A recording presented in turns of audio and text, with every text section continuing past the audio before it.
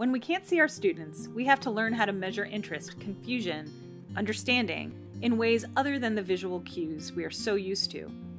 This means developing a relationship of trust and open communication from the outset. Even if you won't see your students on a regular basis, it's nice to see their faces and hear their voices. Set the tone from the beginning by creating an introduction video of your own. Then require your students to do the same. You learned how to do this on your smartphone earlier in the workshop. Hi, I'm Dr. Jamie Pearson, and I'd like to welcome you to ECI 584, Managing Behavior of Students with Disabilities. I'm really excited to have you all in this course this semester. I'd like to start by telling you a little bit about myself, and then I'll talk a little bit about our plan for the semester. Throughout the term, maintain and deepen connections between you and your students by ensuring that you maintain a presence in as many ways as possible. Set virtual office hours and encourage students to attend. You could even create an assignment that requires students to come to your office hours early in the term so they get in the habit of checking in with you in person.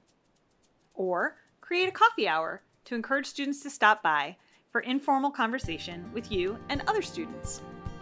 Continue to create frequent reminders or update videos to communicate upcoming due dates and assignments. Depending on the length of the term, do this once a week or every other day, whatever makes sense for you.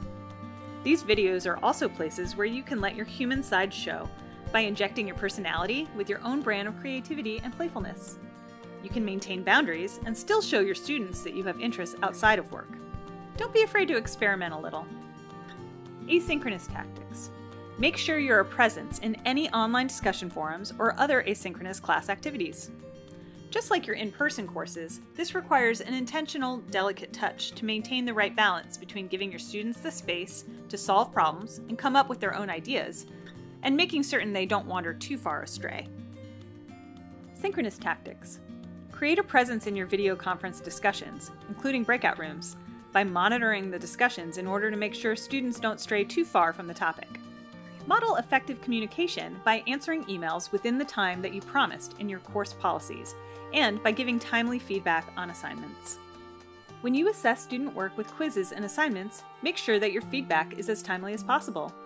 Here are a few tips for giving productive feedback.